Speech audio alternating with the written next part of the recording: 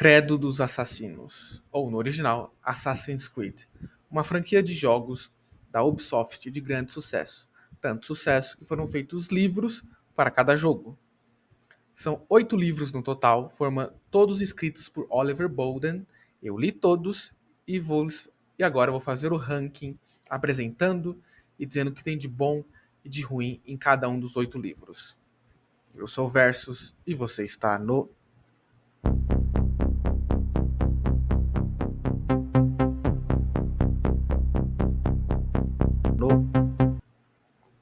Então vamos lá.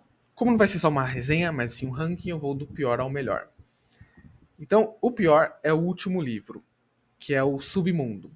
O protagonista é o Harry Green, que é um assassino indiano que atua como coadjuvante no sétimo jogo da série, que é o Sindicato, que ele inclusive vive um romance com a Eve, né, dos irmãos Fry, e se casa com ela. Mas aqui é uma história pregressa a isso, tendo ele como protagonista. A história se passa em 1862. E o troféu de chato, porque o protagonista é chato e a história é chata.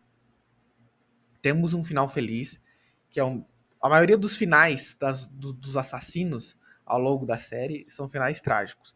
Esse é uma exceção, tem um final feliz. Mas como eu disse, o protagonista e a história é chato. Eu penei para chegar no final. Então, é o último da lista. Os próximos 3 troféus de bronze para todos. Mas eles também são dignos do troféu de prata, mas por questões pessoais, que eu vou separar do profissionalismo aqui, ficaram com o troféu de bronze. Mas entre eles, um é melhor do que o outro. Então, seguindo do pior ao melhor, na 7ª posição, União, com o protagonista Arno Dorian. A história se passa em 1789, durante a Revolução Francesa. Aqui nós temos um romance trágico, ou seja, um romance que termina em tragédia.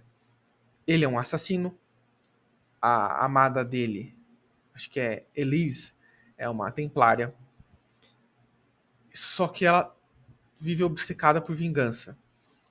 E a história da obra é ele tentando salvar ela dela mesma. E é muito identificável, pelo menos foi para mim, que a ideia de você querer salvar alguém que você ama, salvar a sua amada dela mesma, você querer protegê-la de tudo, inclusive dela própria. E só que, apesar do objetivo dele ser identificável e ser... qual é a palavra que eu estou buscando? Facilmente gostável, né? Você querer isso pro protagonista. Em nenhum momento tem algo para você se apaixonar pelo casal em si. Não tem a cena deles se amando, o primeiro beijo, um diálogo, ou eles fazendo planos pro futuro, sei lá, de largarem as ordens, viverem, sei lá, e casarem, e ter filhos ou qualquer coisa do tipo. Não tem isso.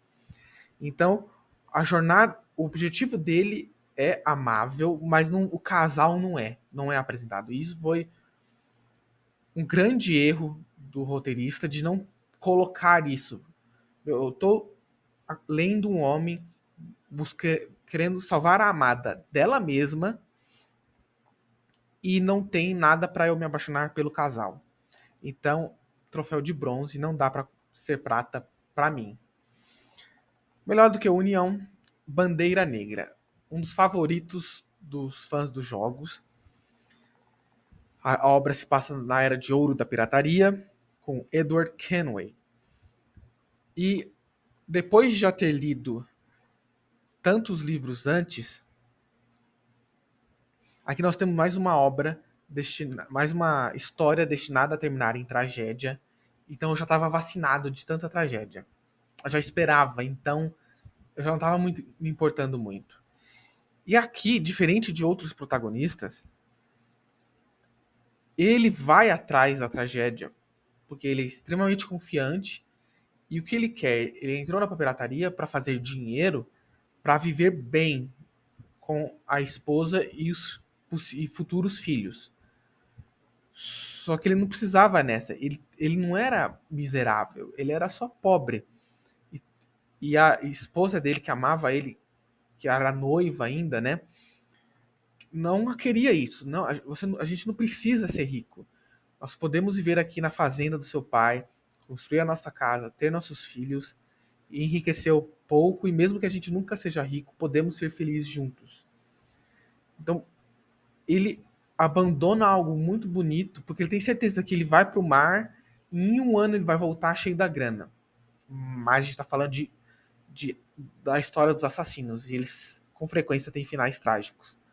E é isso. Então ele passa longe, passa muito tempo longe da amada, que acaba ficando ressentida com ele, sozinha, à mercê de outros homens. E a gente está falando de uma época que a mulher não tinha trabalho próprio, então ela precisa se casar para se manter. Então ele cometeu um erro grave. Ele acaba trazendo a tragédia para todo mundo por causa do excesso de a confiança em si mesmo, nas habilidades. Tudo bem, porque ele é realmente muito habilidoso, mas ele tinha plena certeza de que ele ia enriquecer e ia viver bem. Só que ele entra numa estrada com um fim trágico. Ele nunca consegue, ele não consegue o que ele quer. Ele passa anos no mar e termina em tragédia. Então, você vê, essa história que eu contei, e acabei contando a história toda, de todos, né? Eu tô contando. É uma resenha com spoilers. E apesar de ser uma história pesada, bonita, se tivesse sido o primeiro livro, ou um dos primeiros livros, receberia troféu de prata.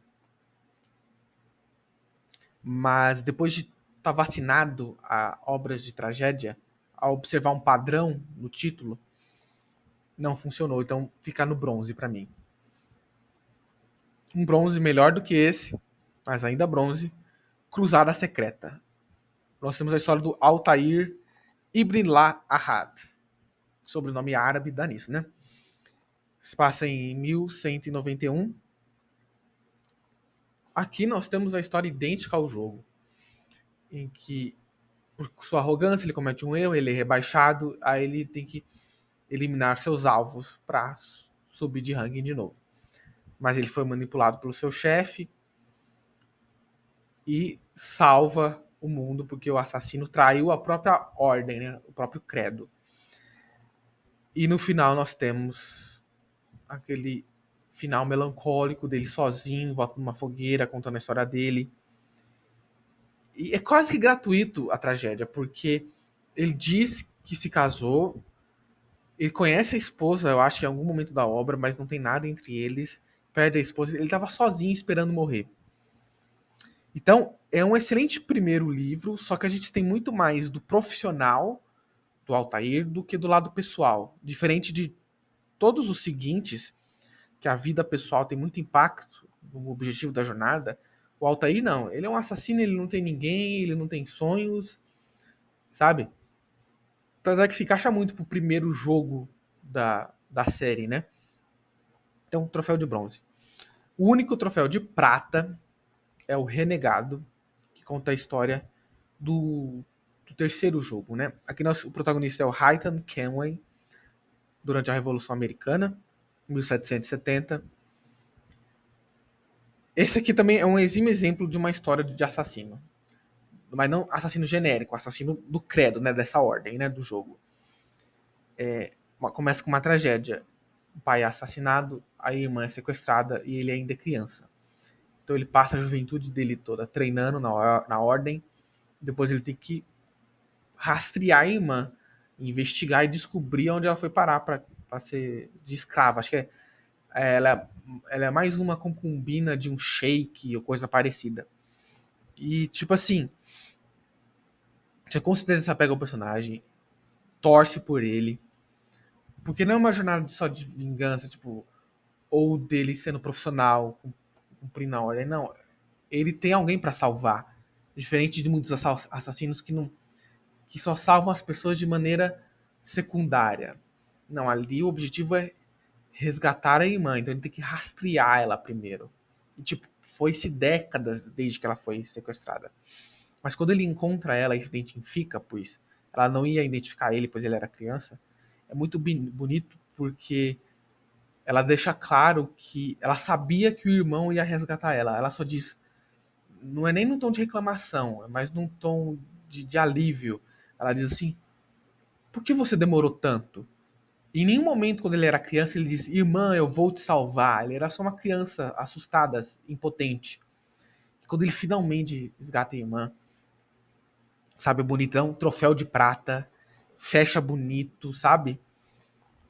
E Troféu de Ouro são 3 livros, mas é uma história só, que também serve como 3 histórias separadas, que é a trilogia do Ezio Auditore.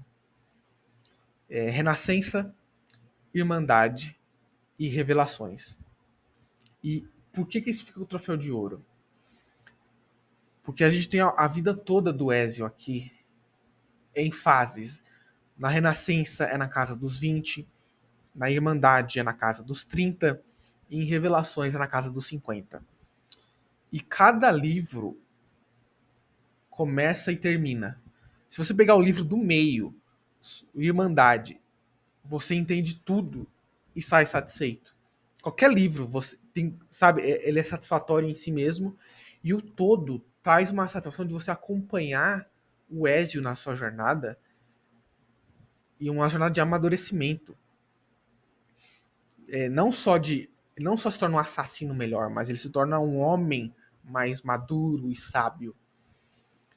E ele vive romances que acabam em si por causa da vida, mas ainda assim é satisfatório esse fim. E ele, diferente de todos os outros assassinos, ele termina bem. Ele se casa, ele tem 50 e tantos, a esposa tinha uns 30, ele tem uns 3 ou 4 filhos, e ele não morre sozinho, ele não morre perdido, ele não morre tendo fracassado, sabe? Ele morre pleno. Ele, ele cresceu, ele fez muito como assassino, mas ele pôde ter algo para si, pro Ezio, sabe? Uma esposa que o respeita e o ama, filhos para o legado, né? Sabe? O lance do gene, passar adiante. E, sabe, é muito satisfatório. E ao longo desses 3 livros, enfim, essas são minhas resenhas, o meu ranking. E mesmo eu tendo contado a história, é satisfatório de ler os livros. Todos os livros, com exceção do último. O último é o único que eu digo, que é o Submundo, que eu digo não vale. Mas se você jogou o jogo e gostou do Henry Green, aí vale para você. Mas do contrário, tipo, dentre todas as jornadas, não vale, sabe? As outras todas valem. E você pode querer ler só o do seu protagonista favorito, caso você seja um gamer e caiu de paraquedas aqui. Mas se você é um leitor de livros, é um roteiro muito bem construído, personagens, é tudo muito claro, tem uma quantidade razoável de personagens na trama, você não fica perdido em nada, sabe? Esse Oliver Bolden, ele é um ótimo escritor, ele contou essas histórias que não são originais, não são dele, né? Ele não inventou, tudo vem do jogo. Mas assim, se você é um leitor de livros, compensa. Compensa muito bem, como eu falei, é tudo acima da média. Entrega uma experiência literária gratificante.